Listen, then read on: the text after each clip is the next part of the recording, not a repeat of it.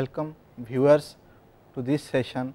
In this session, we are going to discuss a very brief about the Vedas and Upanishads. As you know, the Vedas are of 4 types, and if I will go on describing each component and each section of the Vedas, it will take at least in a semester course. So, here what we are doing here is that in this session I will be touching upon the some of this essence of the Vedas and what are the Vedas, what are the opinion of the various Vedas that scholars has developed, and what are the essence that Vedas has given to us to survive in this society. After that, I will be discussing Upanishads. As you know, there are different Upanishads. Some scholars claim that it is a 10 principal Upanishads, some say that 8 principal Upanishads, but however may be, I will be discussing the essence of the Upanishads and also the primary and the principal Upanishads, whatever their theory, whatever their discussion is about the societal life, the human life, the karma theory, and many more issues we are going to discuss. So, this session, as I have titled, a brief discussion about the Vedas and the Upanishads. Now, start with the first slide. What is Veda? If you see what is Veda, then we must know where Veda comes from, right. Vedas is derived from the Sanskrit word Vid. Vid means to know, therefore, Veda means knowledge or wisdom. You can say that Veda is same as knowledge or wisdom. You can also find in the second point, Vedas are the original source of Indian philosophy. In third, since they are the original sources, they represent some of the oldest monuments of mankind. It reveals human beings' passion for the quest for perfection. That means Veda always giving a hint that search for the truth, search for the existence of soul, and try to know what is permanent and how it differs from temporary. All these issues now we are going to discuss further and further.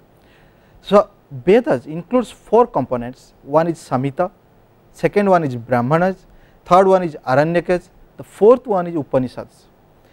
And it is very interestingly discussed that Samhita and Brahmanas, these 2 components discussed about the Karma Kanda. What is Karma Kanda here? Karma Kanda means the action that we do. That means it deals with various actions that we perform in our day-to-day activities, how we have to do it with all sanctity, purity. So, therefore, it concerned with the karma, that the action. But if you see that the last one, that is called Upanishad and Aranyakas, it deals with the Jnana Kanda, that means the knowledge, the aspect, theoretical aspect of that getting this practical component. That these 2, Samhita and Brahmanas, talks about Karma Kanda, that means the action, that how we have to do it. The last 2, Aranyakas and Upanishad, talks about the Jnana Kanda, that means a theoretical approach, that means how it is supposed to be done. And once you know how it is supposed to be done, then you can go and check it whether your action is good one or not, whether the deeds that you are doing it, whether it is prescribed in the Vedas or not, or if not, why you are doing it. If you are doing it, how far it will be helpful for others, for yourself, for the society, for the whole human living in this earth. So, therefore, these kind of components you find in Vedas, generally Karma Kanda and Jnana Kanda. Karma Kanda talks about the practical aspect, whereas Jnana Kanda talks about the theoretical understanding of this practical component. If we go to the next slide, then you find that there are 4 Vedas. As I said that there are 4 Vedas. Now, I am going to discuss what are the 4 Vedas. The first one is the Rug Veda, Sam Veda, Yajur Veda, and Atharva Veda. What is Rug Veda? Rug Veda is recited by Hotri. That means there is a priest who is really a priest in true sense. That means he is free from violence, he is free from taking rajas food or tamas food, he is free from all kind of sufferings in this world. He is a purely Brahmin, and these people can only chanting this big slokas that we find in Rug Veda. In Rug Veda, it is not the matter case that all people can do it. It is only the priest who have the special training for that, they can only do it, because it is a big slokas find in that Rug Veda. And you come to the Sam Veda. Sam Veda talks about that there are some components of Sam Veda you find which is inherited from the Rug Veda. However, The Samveda deals with some kind of conduct, practices or sacrifice that we do in our day to day activities. Suppose some rituals we are going to do it, how you have to do it, some kind of shloka you find in Samveda. Therefore, in my slide if you can see, I said that this kind of Veda which only chanted by the Ugatri, that means these persons are fit for chanting the Samveda. The third one is called Yajurveda. Yajurveda basically uttered by the Adavaru. Adavaru are those person who know that whether the chanting will be correct one or not, whether what sacrifice we are doing, whether that sacrifice is completely devoted for a particular purpose or not. So therefore, these tasks you all find the all elaboration in Yajurveda. The last one is Atharva Veda, which tells about and which discuss about the human worldly affairs. It tells about the material objects. It tells out how you have to deal with the systems that you find in our day to day activities. So therefore, Vedas are of 4 types. I am repeating once again: Ruk Veda, Sam Veda, Yajurveda and Atharva Veda. You cannot say which one is so important, which one is not important. On my opinion, all are important in their own standpoint. Thus, there are 4 kinds of Veda we find in our Veda system. And if you see the Indian philosophy, if you have seen my first session, that is an introduction or an introduction to the Indian philosophy, I said very categorically that Indian philosophy originates from Veda, right.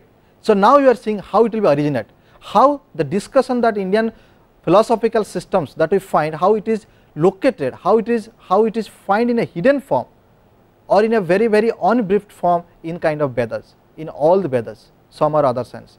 Now coming to the next slide, that you find the Vedas discusses the following issues. The issue also I have briefed out, however, for your benefit and convenient, I am repeating for your own sake and for understanding. We will be explaining it more.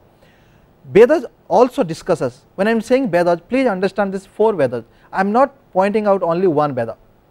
So therefore I said the Vedas, there are 4 Vedas. So all these Vedas deals about moral conduct, that ethical life one should have for surviving in the society, for dealing with many activities in our day to day activities. How morality become responsible in our whole life. If there will be no ethical principles, if there is no ethical guidelines, then how a human being has to be survive, how a society has to be function, all these issues will be discussed. In a society, if there is no ethical conduct, then that society cannot be considered as a society, because a society is supposed to be have ethical conducts and some practices. If it does not have, then that will be animal society where the might is the right. But Gita prescribes that all human beings must have a society, and society should have a conduct, a good life. The second point also Gita discusses about sin and virtue. What is sin and virtue? We all human beings have a limited knowledge. Many times we do not know what we are doing, even also due to some biasness we are doing something. So therefore here also Gita prescribes what actions we are doing, how far it is conformed with the society, how far it is conformed with the Vedas, that is written very clearly. Whether when we are respecting to our elders, respecting to the teachers, loving to our youngers, or talking to politely to the others, is it a good karma we are doing, is it a virtue we are gaining, or we are doing sin. There are many cases you find which there is a hatredness, which there is a killing, where there is a violence. All this will be considered as a sin activity, or it is a bad deeds. But if you see, in other hand, all good actions will be considered as a virtue, and God is the protector, who is the creator of the whole universe, looking after who is doing bad karma and who is doing good karma. And as you know that depend on your karma, you will have a next birth in your life, because soul will be located in its own place, depend on your karma.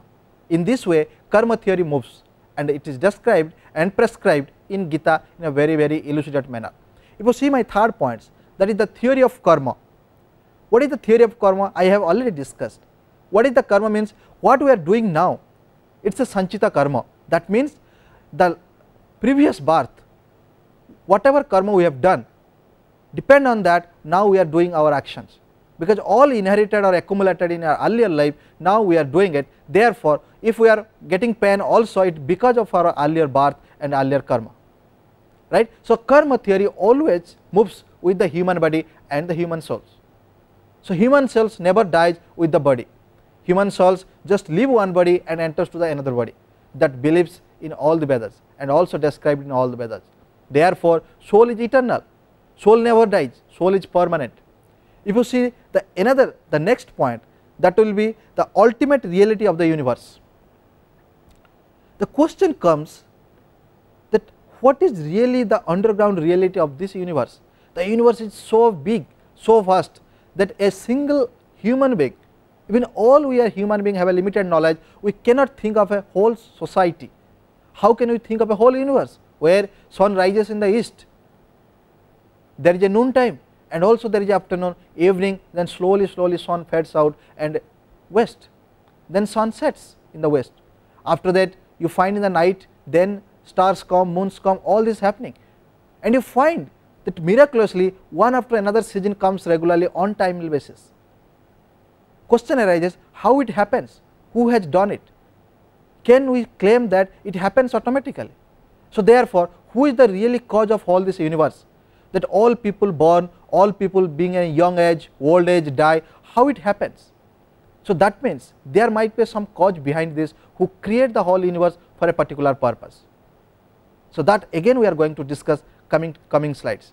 Now, the last point, if you see that aspect of primitive human life, that is very interestingly described, that how in the primitive age people were living, how they have an amicable relation, how they thought that society must be created based on some norms and condition. What is the use of a society? How an individual has to be survive in the society? What is the responsible of a society towards the individual? So, all these activities, all this prescription, all this description about the primitive life, primitive society, you find in the Vedas in a different and multiple forms. Though all the Vedas may not prescribe the same thing, however, the prescription is such that how to have a happy life, how to have a peaceful life, how to have a very spiritual life in the whole world. So, all this it is about Vedas. Now, go to the next slide. The theory of karma, as I said, now I will be just read out for your benefit.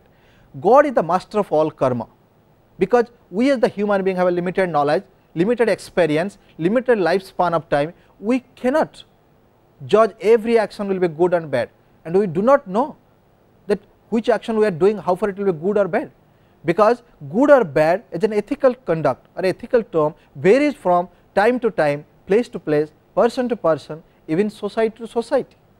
Depends on the society, it has its own meaning. If this is so, then who creates all these karma actions? How can we do all this karma and action? It is simply, Gita says that it is just because of God, the absoluteness, the eternal, the perfectness, God's inbuilt some actions within us, therefore we could able to do it. For example, in Gita if you find, or in Vedas you find that there is an example given, you cannot see a flower color is yellow until unless your eye power must have that kind of spirit to see something is yellow. Even the flower which you are seeing as a yellow, that flower also have some spirit behind that, some force behind that. As a result, that flower gives a color, say yellow. So, as you find that there are different color, there are different power. As you can see the different color, you have a different spirit, different force in your eyes, different force in your soul. Therefore, you could able to differentiate what is yellow color and how it is different from red color, black color or pink color and many other colors. So, therefore, God is the responsible for all the action that we do in a human life. Now, if you see the second point, that God is protector of all deeds, of course yes, because He creates all of us. So, therefore, whatever action we do, He is the responsible for that. Why we do evil actions? It is just because of ego and ignorance. Here it is described in this way. God created the individual soul. There are many individual souls. However, due to some or other karma that we do in our past life, now we are getting this life, and as a result, because of the past karma, some bad actions we have done, as a result of this time we are doing some evil actions, and it happens because of your ego and ahankara, which inbuilt because of your biasness, because of your hankering, because you want to crave for something, because you have a so unlimited desire. Therefore, in Veda prescribes, be happy what you are, though always try to do best. So, until unless you are not feeling happy, until unless you are not feeling happy with yourself, how can you think about others? How can you think that good actions can be done in a purposeful way, in an intentional way?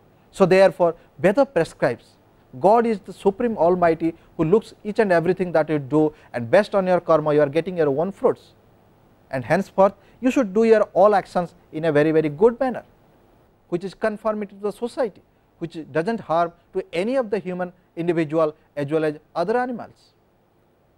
Now, if you see the next point, that good deeds, if you will do the good deeds in Vedas it is prescribed, you will go to the Brahma Loka, where everything will be peaceful, tranquility and spirituality way. But if you do in the bad deeds, if you do some evil actions in your past life, then you go to the Chandra Loka, that in Sanskrit you call Narka Loka. That means where you have to suffer, where you have to take a birth like an animal, you take a birth like a reptiles, you take a birth like even a tree. So, therefore, you will get inferior life. So, henceforth here we learned that the theory of karma how functions in our life. So, if you suffer, you think that this is just because of your past birth and past karmas that you have done it, and if you are happy life, enjoying happy life, that means you have done some good karmas or have a spiritual life in your earlier life. Now, we will be moving to the next slide. Since we are discussing about the God, we find there are three kinds of believer in Vedas. When scholars are written, we find three kinds of ism. One is called monism, monotheism, second one polytheism, and third one is henotheism. Now, let us discuss what these three ism means for. Monotheism stands for those scholars who believe that in Vedas only one God has been, Vedas talks about only one God, or they believe that if at all God exists, there is only one and only one God, there will be no other God exist, that is monotheism. But if you say called polytheism, what it means that there are several gods exist, it is not only one God, there are several gods, therefore we are worshipping in a different form gods, hence there are different gods exist. If there are different form, different incarnation, then why can't we accept that different gods exist? Therefore, those people who believes there are multiple God exist or multiple supernatural being exist called polytheism.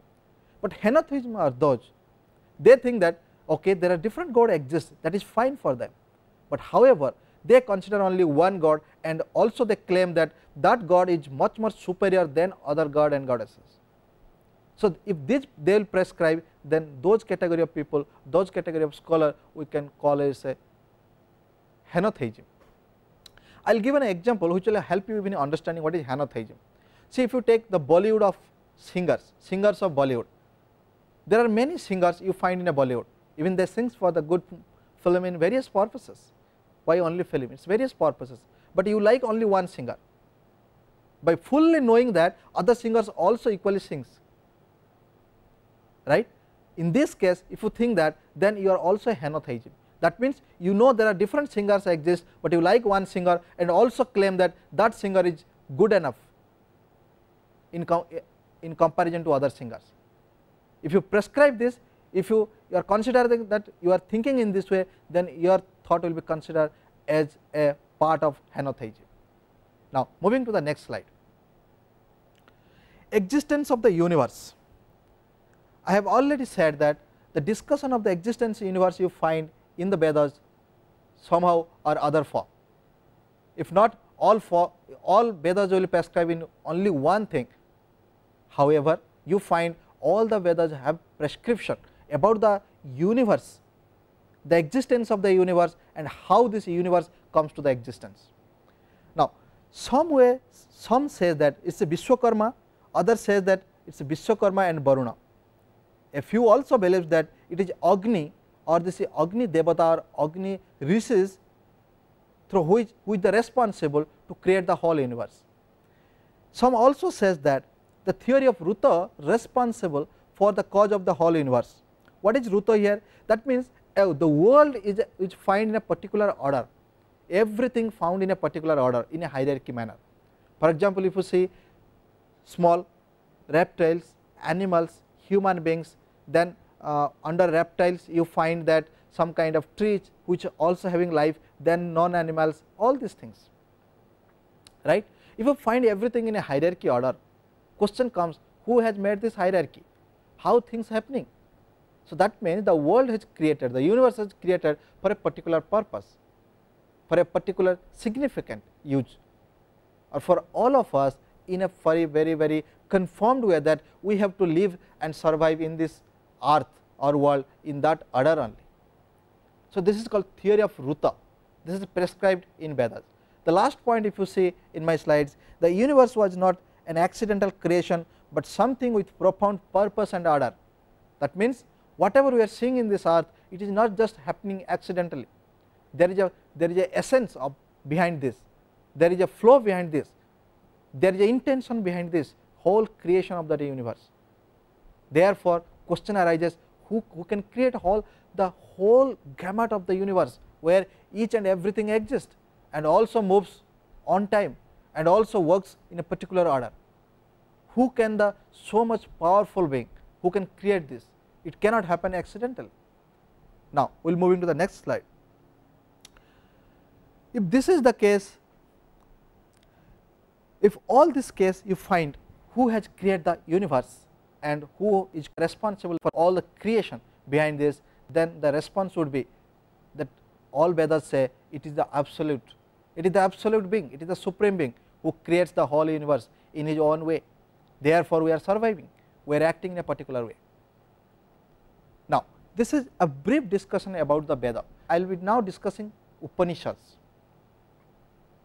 The Upanishads, as I said, Upanishad is not one, there are different Upanishads. For example, Taittiriya, Aitreya Upanishads, Kena Upanishads, Katha Upanishads, Isha Upanishad, Brihadaranyaka Upanishad, then Chandogya Upanishad, and there are few.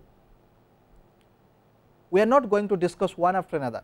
What we are going to discuss, there are some essential points that some of the Upanishads agrees or disagree. Based on that we will find who is agree on what point, and if they do not agree, why they do not agree with a particular point, so that you can have at least an idea what Upanishad is all about, how Upanishad really gives the ideas that in this 21st century we are living on that idea, we are borrowing from that idea, that how really it helps us to survive, to make ourselves in a very better life in this earth, in our present life.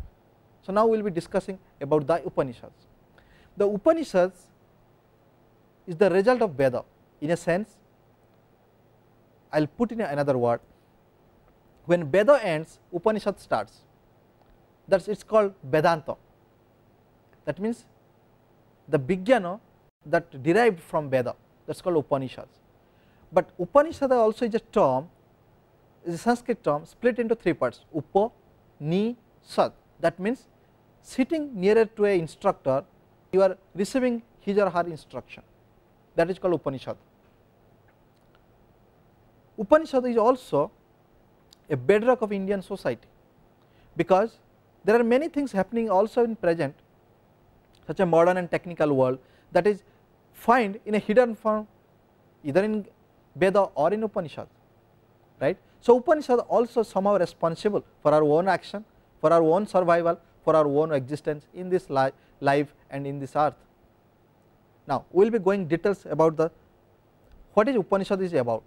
There are three pillars of Indian culture and wisdom. The first one is Vedas and the Upanishads, the second one is the Bhagavad Gita, the third one is Brahma Sutra. Second and third are the offshoots of the Vedas and Upanishads. I repeat, the Bhagavad Gita and Brahma Sutra are the offshoots of Veda and Upanishads. That means two are derived from the Vedas and Upanishads. Thus Upanishads are declared as the bedrock of Indian culture and philosophical wisdom. As I said, Upanishad, how it is splitted, I have written here, sitting near to a teacher to receive the instruction.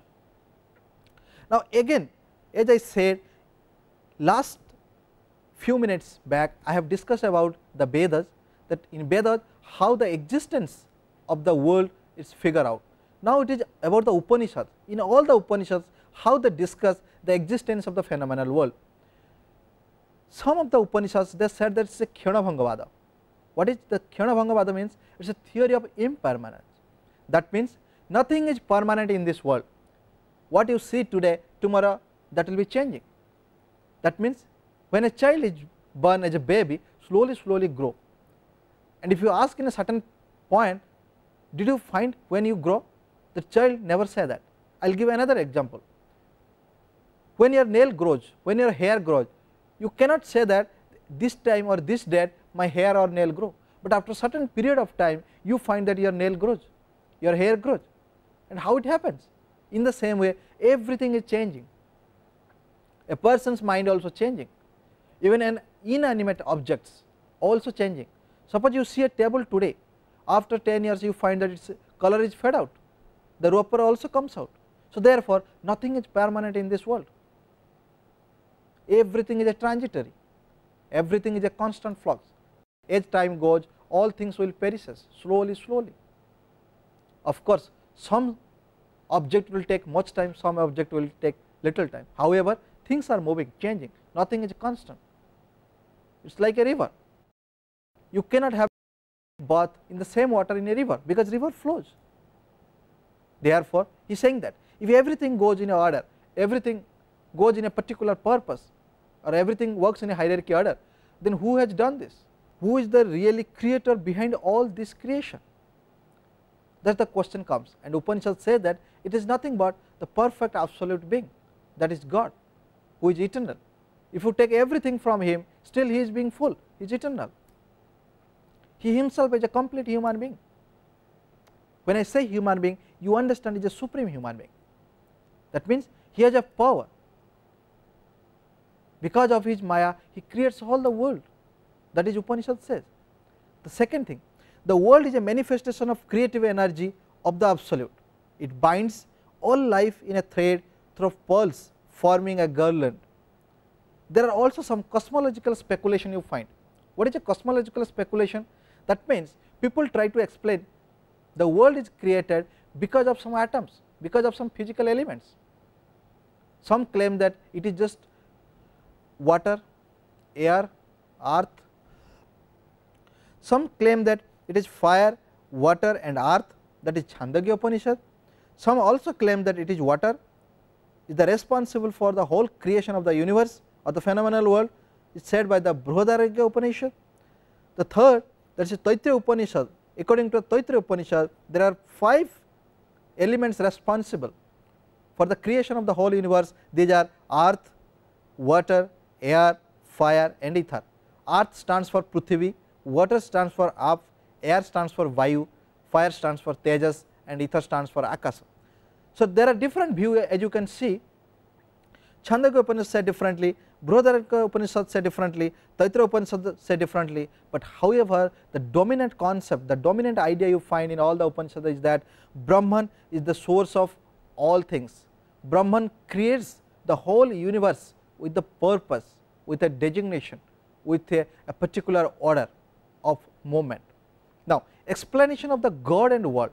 So far we have discussed how the world created,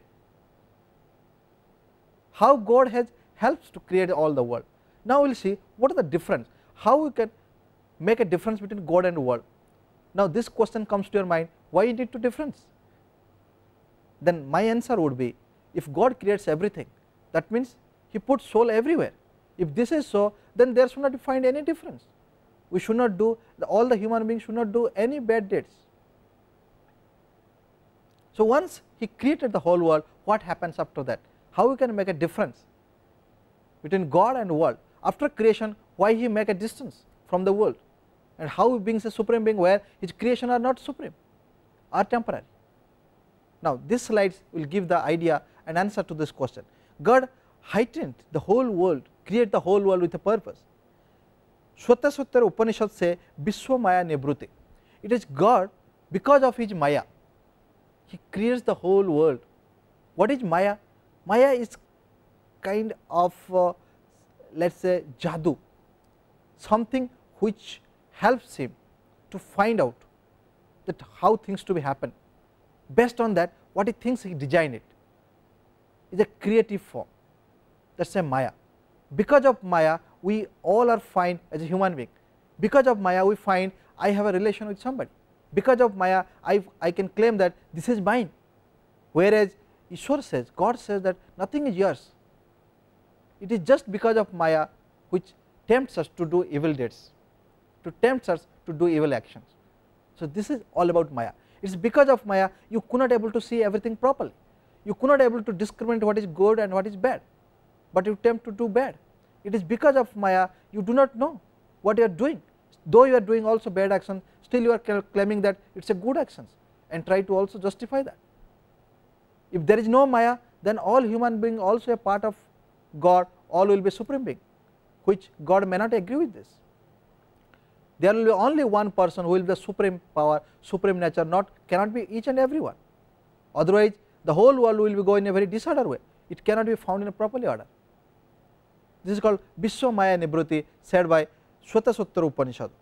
Now when he says that non-being was in the beginning and being emerged out of non-being, what he means is that God is the non-being and everything comes as a being or a form from him. Now the question may be, you can claim that how can something comes from nothing? If there is nothing, how can we bring something from that? Here they explain that when they say nothing, do not try to understand in a physical form, you try to understand in the form of prag bhava. That means it is exist, but we could not able to know it. Therefore whatever we know, it is our limited knowledge. Therefore that is we find x and y or y1 yz, not the whole cosmos or universe. And since we are so limited that we cannot able to think even that how great the whole is, how big the whole is, how wider it is. Therefore for us we consider it is a non-existence, God is the non-existence, but what we are seeing is an existence, it is just some or other form.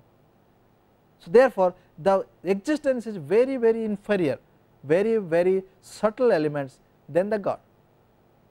So this is all about being and non-being. If you say that God is non-being and we are deriving being from non-being, then this is correct in this way, we have to understand in this way. He says that ex nihilo nihilo fit, the Chandogya Upanishad says that in this context ex nihilo nihilo fit, that means how nothing can produce something, how that emptiness gives so much things. This will be surprise to all of us, how the emptiness, how the nullness will be really the cause of whole creation of the universe. So this is called ex nihilo nihilo fit by Chandogya Upanishad. When you say that God is asat, God is also sat, that means all the characteristics that we are going to describe, we know this, we are also describing to a physical body, all are found in God. Therefore God also left that some kind or other form to that object. As a result we could able to judge this kind of form find in that object or not. Here he says that asat all are physical element. For the description he said asat means all physical elements, and all asat are derived from the sat, that is the non-existent, that is a God. The last point you can see, asat does not mean absolute non-existence, but should be understood in the spirit of prag bhava. What prag bhava means is that the world does not exist prior to its coming into being, that means it is already formed, however it does not perceived by us, because we are having the kevala jnana, only the limited knowledge. Therefore it describes in all the Upanishad Brahman as pure, absolute, eternal and immovable. However the world will be involved in a movement, we know that there is a movement, we know that every year is changing, we know that there is a progress in life, we know that there is an activity going on in this world, therefore world also moving with us. However the true nature of or absolutely being the perfect supreme being is not movable, it is eternal, it is a fixed, but looks each and everything, controls each and everything. The world also find in case of progress, if you see there is a progress we find in the world, we all progress, we being a small then go then will our height will be increased, See, everything is perishes, everything will have movement, it is a progression, the society is in a progress. Now you can say that now in 21st century the world in a technological progress. So everything is happening in the world which is a very limited. As a result we can identify what is happening, how movement is happening, but the whole cosmos, the creator who is create the whole cosmos or the universe, we cannot able to think about him, we can only realize about him, that how eternal he is, how wider he is. Now coming to the next slide, we will discuss here how Brahman become the creator of the whole universe. The Sat Chit Anand, the world manifestation, Sat stands for pure, Chit stands for Shakti and Anand stands for conscious force. These three things all together help to create the human soul in this earth, and who has all these components quality? It is only Brahman having Sat Chit Anand. With these three components he creates the whole universe, even the soul. Now Advaita Vedanta also prescribes Nisprapanchaka Brahman, that means the Brahman is eternal, it is a nirguna, you cannot find any guna with that. For example, if you find a table having black color or having brown color or having white color, but the Brahman as such does not have any color, whereas possesses all the color, because the object that we are seeing, it is created by him in some or other form, and if he does not have all these colors, how can we be able to see all these colors? Therefore at the one time you find he does not possess any color, in other case you find he has all the colors. It is not contradiction in terms, rather it is a very high understanding that how eternal is. We are trying to explain how eternal it is, we are trying to establish how supreme being he is. If we could not able to explain, then the whole explanation of the universe will be limited enough, because all language, whatever language we have, this is the limit of our world, but God is beyond the language. Whatever explain we will describe, it is not the full way of describing him. Therefore he says that Brahman is the soul responsible to create the whole universe. He had the three powers, Sat, Chit and Anand. Sat stands for pure, Chit stands for Shakti and Anand stands for conscious force.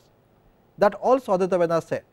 So he say that Brahman with Maya is called Ishwar, that is a God, and Ishwar without Maya is called Brahman. So this is the way you have to explain it. When Brahman has Maya, all the world creates, and when the Ishwara does not have any Maya, then it is a pure form of Brahman. Now the doctrine of Parinambada also responsible one way to claim that how this universe exists and who is the Brahman. He says that the effect is the real manifestation of the cause. I said that if all these things are happening in the universe, which is a big universe, and we cannot see all the universe, then who is the real cause? It simply credit goes to the absolute perfect being called eternal being or the Brahman. The individual soul, when I say it is a self or soul that you find in all animal or human beings, he said that it is God has given the human soul, it is depend on your karma, you get the life. Since you get the life, you have a soul, you can take breath, you have movement, you have a progress. So it is the soul that also Brahman creates. The individual soul is bounded by Maya, we do bad actions just because of our ignorance, which is known as avidya. Brahman in this sense I said that it is unspeakable, indescribable, absolute, beyond the limit of our language. Whatever we try to describe Brahman, it is not in its full form. That means it needs further elaboration and expression.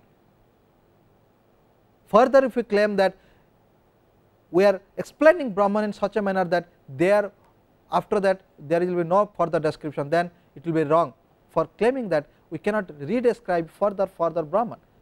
He said that Brahman is indescribable in that form. That means anything we describe on him, it will be very limited, that what he has a power, that kind of being he is. Now question maybe comes to your mind that does Brahman is same as Atman? Upanishads say that it is not so. Mundaka Upanishads say, by giving an example, there are two birds found in one tree, one is called Jiva, the individual soul, another is called Paramatma. Here G-I-V instead of V-E, please read G-I-V-A, Jiva. Jiva is an individual soul and Paramatma is God or supreme being. there are two birds find in a one branch of tree, and the Paramatma is one who is looking that how Jiva is doing the actions in his life or her life. So, therefore, in that way Atman is called Jiva and Paramatma is called Brahman. Atman is the individual soul and Paramatma is called supreme soul. In Isha Upanishad it said that Om Purnamidam, then the sloka starts, it ends with Ivavasyati. What it means that he is complete. Who is complete? The Brahman is complete. I am reading for your purpose. The Brahman is complete, absolute and perfect. Though many complete units emanated from him, still he remains as complete. This is so because he is eternal and one. What the Isha Upanishad is trying to say is that Brahman is so complete that anything you take from Brahman, you see that Brahman still is complete. For example, in a ocean, if you take a glass of water, the water of ocean never decrease. You do not find that ocean, the water has gone down, the level of ocean goes down. No, the ocean as it remains. In the same way, if you compare, I am giving an analogy, if you compare ocean as a Brahman, then whole Jiva, then whole drops of water are Atmans.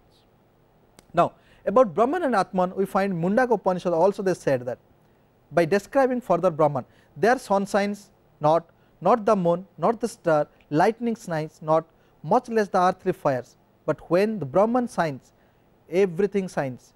By his light, the whole world is illuminated. Even said that, Mundaka Upanishad further said that by describing Atman, Atman is the spirit which dwells within all, that means within all human beings. By further describing, it is said, 4 is his head, the sun and moon are his eyes, the 4 quarters of the sky are his ears, the Vedas are his voice, the mind is his breath, and the universe is his heart. This is all about the description or the differences between Brahman and Atman. Now we will see what really exactly mean by Atman, that I will read it first, then I will describing in a very brief way. On Atman, Upanishads in generally they agree that it is different from mind, body, intellect and senses.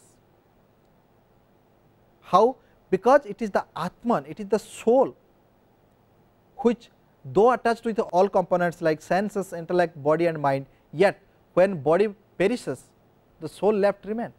It enters to another body, it never dies with body. It is a knower, enjoyer and doer. All action we do is just because of individual self. It is eternal, conscious and many. If there is no many, you cannot find plenty of animals in this earth. You cannot find several human beings in this earth. Therefore, there are many life. It has neither beginning nor end. It does not possess infinite knowledge. It is beyond birth and death. It does not die with the body. It has the freedom of will. It receives fruits according to the karmas. It has desire, will, activity and character. It is subject to rebirth. Its rebirth depends on his deeds.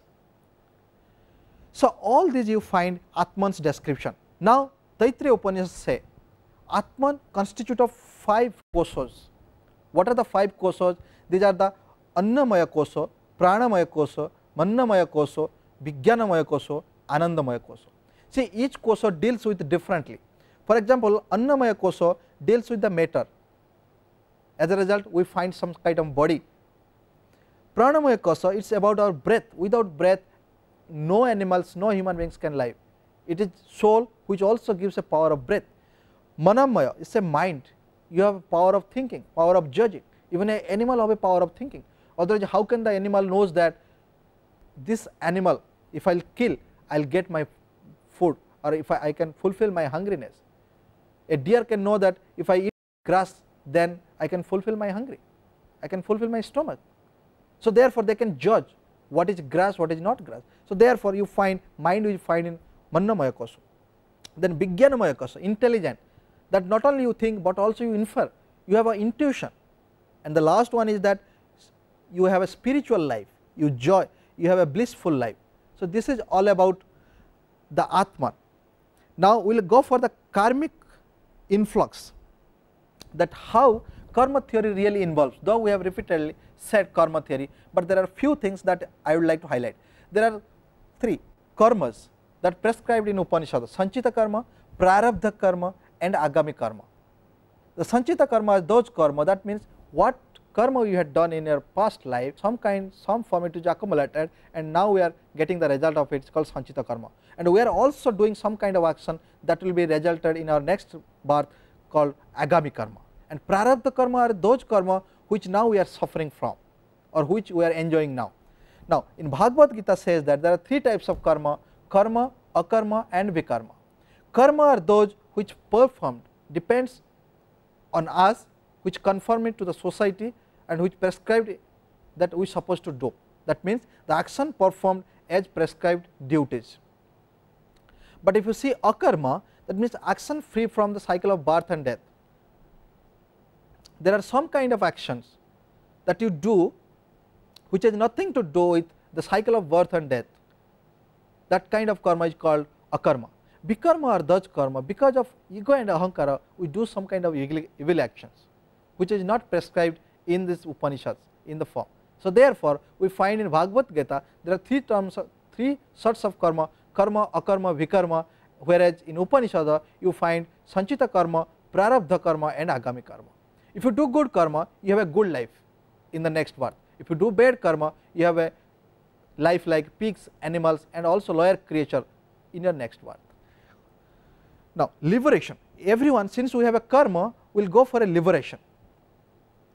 Liberation, why we need liberation? Because all human beings have a ego and ahankara, therefore we are in a bondage. There are two kinds of liberation that we can seek for. One is jivan mukti, another is videha mukti. Jivan mukti is that liberation or that mukhya when we will do some kind of yoga practices, concentrate and do some actions that prescribed in Veda and Upanishads and other classics, right. If we can do that, then we can also have a liberation in this present life when we are living. But there are also prescriptions that if you do good karma, after your birth also you will get liberation, that is called videha mukti. So there are two kinds of liberation that you find.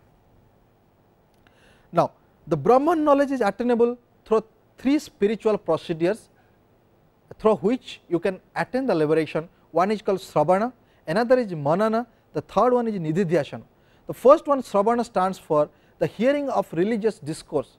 You always listen the religious and spirituals discourses, spirituals guidelines. Then the Manana, reflecting upon them. Once you listen, it is not end there, you have to after that reflect on that. The Nididhyasana, then you meditate and contemplate. If you can do that, you can have a peaceful life even in this life, so that you will get liberated. Now lesson learned from these two classics, one Vedas and Upanishads. I will read it so that it will help you to know that what are the things we have learned from Veda and Upanishads and how we are doing in this present life. We must differentiate permanent from temporary so that we never suffer. We must understand that soul lies in all human beings and non-beings also. Names and forms that we are hankering for, the power we are hankering for, is all are illusory. It is because of our ignorance we are doing that. We should not do that. Therefore feel that, we must feel that the existence of self within all human beings. Therefore whenever we are serving to others, we must feel that we are serving to ourselves. Try to remove the ego ahankara which helps us to make a peaceful life in this earthly living. Remove all barriers that separate us from other human beings. Concentrate our mind to realize the true nature of self. If you can realize the true nature of soul, then our life will be very happy life. And we should not forget that Atman is eternal and pervasive. If you can do that, the life will be very, very pleasant one. So what we find from Vedas and Upanishads is that there are different prescriptions and descriptions. Apart from that, we find that there are ethical codes and conducts to survive in this earth. Whatever the prescription that we find, if you can do that, if you can religiously practice that, then there are every chances that we will do good karma and henceforth we will have a peaceful life, and the next birth also there will be no suffering. We all human beings bother because of our present life. So I hope this session will help you to understand in a brief way Vedas and Upanishads. Thank you so much for listening to me.